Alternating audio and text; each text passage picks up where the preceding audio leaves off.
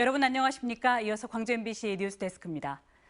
노인층에서는 연령이 높을수록 우울 증상이 심한 것으로 조사되고 있습니다. 농촌은 고령층이 더 많고 의료시설은 적어서 문제인데 노인 우울증 예방을 위한 정책 마련이 시급해 보입니다. 김초롱 기자가 보도합니다.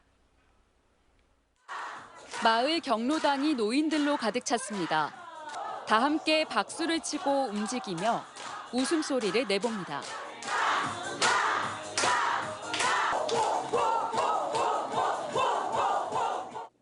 나주시가 10년 넘게 이어온 웃음 치료입니다. 또 다른 수업입니다. 작은 보랏빛 꽃이 가득 핀 식물이 책상 위에 놓였습니다. 모두 함께 향기로운 꽃내음을 맡아봅니다. 또 직접 흙을 집어 화분에 넣고 식물을 옮겨 심습니다. 흙을 만지면서 이렇게 한다는 자체가 너무 행복하고 즐겁고. 올해 새로 생긴 원예 수업인데 75살 이상 대상의 10명 정원이라 대기자만 수십 명입니다. 여기 올라고 새벽부터 씻고 닦고 얼굴에다 묻히고 와. 모두 노인층의 우울증 예방을 위한 프로그램입니다. 광주와 전남 지역의 연령별 우울감 경험률을 보면 70살 이상이 가장 높습니다. 최근 1년간 2주 이상 일상생활에 지장이 있을 정도로 우울감을 느낀 경우가 여기에 해당합니다. 10세 이상의 어르신들은 사회적 교류, 가족관계 이런 것들이 좀 단절되거나 줄어들어요. 그래서 이제 우울증이 이제 높아지는데 고령층이 사회와 단절돼 정신적인 어려움을 겪지 않도록 지역사회가 이들을 세심하게 살펴야 하는 겁니다. 지난해 나주시 자체 조사에서 우울증 예방 프로그램 등을 수강한 이후 우울 고위험군이 절반 이상 감소한 바 있습니다. 오늘 같은 행복이 날마다 있었으면 좋겠습니다. 지역의 고령화 속도가 빠르고 특히 농촌의 경우 의료시설 접근성마저 떨어지는 현실. 노인 우울증 예방을 위한 정책 확대가 시급한 이유입니다. MBC 뉴스 김초롱입니다. 공식 선거운동 시작 후 첫 주말을 맞아 오늘 도심 곳곳에서 총선 후보들이 유세 경쟁을 벌였습니다. 후보들은 걷기 대회 등 지역 행사에 참여하거나 대형마트 인근, 전통시장 등을 방문해 유권자들에게 지지를 호소했습니다. 사전투표율은 다음 달 5일부터 이틀간 투표소 어디서나 가능하며 반드시 신분증을 지참해야 합니다. 당색을 광주의 하늘로 정한 조국혁신당의 조국 대표가 오늘 광주 MBC 취재진을 만나 조국혁신당의 출발은 5월 광주라고 말했습니다. 직접 들어보시겠습니다. 당연히 이제 5월 광주에 있고 5월 광주의 그 정신이 우리나라 정치적 민주화의 출발점이 되었고 그걸 더 개성 발전하는 것은 저는 민주정당의 근본적 의무라고 생각합니다. 조 대표는 그러면서 다른 연령대에 비해 20대 지지율이 낮은 현상에 대해서는 더 가까이 다가가기 위해 노력하겠다고 말했고 박은정 후보 배우자 전관예우 논란과 관련해서도 비판을 감수하며 해명해 나가겠다는 입장을 밝혔습니다. 윤석열 대통령을 향한 경고 발언을 전라도 말로 선보였는데 조 대표의 발언 원문은 광주 MBC 뉴스 유튜브를 통해 확인할 수 있습니다.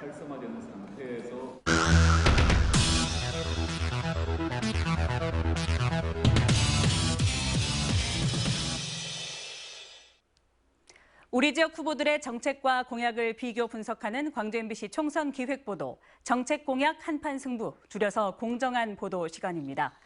이번에 광주 8개 선거구 중 가장 높은 경쟁률을 보이고 있는 광주 서구 을로 가보도록 하겠습니다. 선거 때마다 나오는 단골 정책이죠. 마륵동 탄약고 이전을 놓고 후보들마다 어떤 해법을 제시하는지 비교해 보겠습니다. 김영창 기자가 보도합니다. 광주 서구 을은 금호동과 풍암동, 화정동 등 7개의 행정동으로 구성됐으며 선거인 수는 11만 8천여 명입니다. 선거인 수는 광주 8개 선거구 중 적은 편에 속하지만 출마 후보자는 가장 많습니다. 더불어민주당 양분환, 국민의힘 김윤, 녹색정의당 강은미, 개혁신당 최현수, 진보당 김혜정, 기독당 김천식 후보가 출마했습니다. 검찰 출신인 양분환 후보는 윤석열 정권 심판과 광주 미래, 산업 발굴을 내세우며 표밭을 누비고 있습니다. 이 서창과 남구, 빛가람 혁신 도시 나주를 잇는 접견 지역에 약 30만 내지 50만 규모의 밀리언 시티를 기반을 구축하려고 합니다. 대우자동차 세계경영기획단장을 지낸 김윤 후보는 본인의 기업 경영 경험을 살려 광주를 세계적인 도시로 만들겠다고 밝혔습니다. 새로운 광주의 미래 비전을 과감하게 설계해야 된다. 그래서 제가 이제 한마디로 요약하자면은 지금까지 민주화의 성지였던 광주가 완전히 ABC 융복합 도시의 과학혁신 첨단 도시로 큰 도약을 해야 된다. 서구에서 구의원과 시의원을 거쳐 국회에 입성한 강은미 후보는 본인이 진짜 지역 정치인이라며 민심을 파고들었습니다. 지하철 2호선 공사를 하고 있는데요. 굉장히 시민들 피해가 심각합니다. 그런 면에서 실제로 공공공사 때문에 피해를 보게 되면 그 피해를 보상할 수 있는 제도를 마련하려고 합니다. 거대 양당 타파를 외치며 출마한 최현수, 김혜정 후보는 복합 쇼핑몰 공공개발금 전환, 광주 공공은행 설립 등을 각각 공약으로 내걸었습니다. 소상공인들이 힘들어하고 있습니다. 복합 쇼핑몰 개발로 발생하는 수천억 원의 공공개발 기여금으로 서울에 있는 노량진 시장과 같이 양독시장 등 재래시장을 현대화로 신축 추진하도록 하겠습니다. 지자체에서 자체 은행을 만들어가지고 지자체가 관리하고 그러면은 이익을 내는 것이 아니라 그 이익금을 시민들한테 돌려주거나 아니면 저리로 금리를 융자해줘가지고 일반 자영업자들이 살 수 있는 좀 숨구멍을 만들어줘서. 광주 전남 최고령 후보인 기독당 김천식 후보는 지난 1995년부터 각종 지방선거 등 이번 총선까지 10차례 출마했습니다. 이번 보도와 관련해 취재진은 김 후보에 수차례 연락을 시도했지만 취재에 응하지 않았습니다. 지역 최대 현안인 마륵동 탄약고 이전에 대해 양부남 강은미 후보는 조속한 이전을 이 탄약고 이전이 조속히 이루어지도록 정부에 촉구를 하고 그 계획을 실행할 겁니다. 앞으로 10년이 걸릴지 15년이 걸릴지 모르는 상태이기 때문에 원래 광산구로 이전하려고 했던 그 계획을 다시 좀 추진할 필요가 있겠다. 김윤, 최현수, 김혜정 후보는 탄약고 이전 부지에 산업단지와 의료복합단지 등을 조성하겠다고 밝혔습니다. 인공지능 기술과 관련해가지고 지금 좀 앞서가는 국내 기업들이 있거든요. 네이버라든지 카카오라든지 이런 어떤 기업의 플랫폼들을 유치할 수 있는 것. 광주 서구에 있는 탄약고 부지의 의료복합단지를 추진하도록 하겠습니다. 마륵동 탄약고 부지에 녹색 클러스터를 유치해서 산업하고 그다음에 이제 환경을 함께 지키는 사업을 한번 해보고 싶다. 광주 8개 선거구 가운데 가장 높은 경쟁률을 기록한 광주 서구을 후보들은 정당의 이름값이 아닌 공약으로 승부하겠다며 치열한 경쟁을 벌이고 있습니다. MBC 뉴스 김영창입니다. 공약과 정책으로 짓는 한판 승부. 이번에는 농업에서 에너지와 바이오메디컬 도시로 거듭나고 있는 나주 화순 지역구로 가보도록 하겠습니다. 민주당 다선의 현역 의원에 맞서 국민의힘과 진보당 후보들이 승부를 겨루고 있습니다. 주현정 기자가 보도합니다. 광주 전남 공동혁신도시가 있는 나주 빛가람동에 나와 있습니다. 이곳 나주의 유권자 수는 9만 9천여 명으로 같은 선거구에 있는 화순 5만 4천여 명보다 유권자가 2배 가까이 많습니다. 나주 화순 선거구 출마자 더불어민주당 신정훈, 국민의힘 김종훈, 진보당 안주용 후보 모두 나주 출신입니다. 재선 도의원과 재선 나주시장을 거쳐 재선 국회의원인 신정훈 후보는 높은 인지도를 바탕으로 이번에 3선에 도전합니다. 날씨가 추운데 이렇게 고생하시네. 전부 이거는 똑같은 식구예요. 응원합니다. 우리 언니들이 자리에서 너무 좋아요. 대표 공약은 나주 혁신도시 에너지 기업을 연계한 에너지 신산업 클러스터 조성.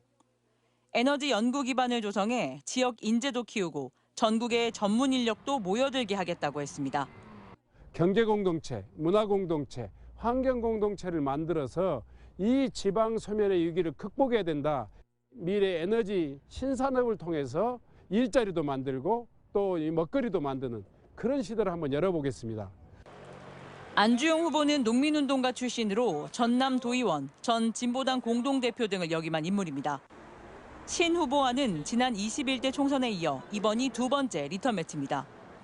안 후보는 지난 총선에서 20% 가까운 득표율을 기록한 바 있습니다. 많대. 하순이고 뭐 이거. 예. 그 자네 도와준다는 사람 많이 있어. 많이 생겼어. 국회 입성 1호 정책으로는 옛 화순탄강 부지에 재생에너지 연구단지를 유치하겠다고 내걸었습니다. 지역의 산업을 화석연료 중심에서 수소, 태양광 등 그린 에너지로 재편해 지역의 활력 회복과 인구 소멸을 막아보겠다는 계획입니다. 화순탄강의 경우는 재생에너지 단지로 만들어서 미래 산업과 연결되고 또 화순탄강에 일했던 사람들이 보람과 자부심을 가질 수 있도록 하겠다. 후보들에게 나주 혁신도시 활성화 방안을 물었습니다. 신 후보는 혁신도시의 미래는 오로지 에너지 신산업 육성에 있다고 봤고, 안 후보는 학교와 학급을 늘리는 등 교육 여건을 개선하겠다고 답했습니다. 화순을 바이오 특화단지로 지정해 첨단 의료 복합단지로 키워야 한다는 데는 한 목소리를 냈습니다. 중소기업부에서 지원하는 바이오 헬스 융복합 지식산업센터를 화순에 유치해서 지금 인큐베이팅 또 벤처기업의 또 출발들을 돕고자 합니다.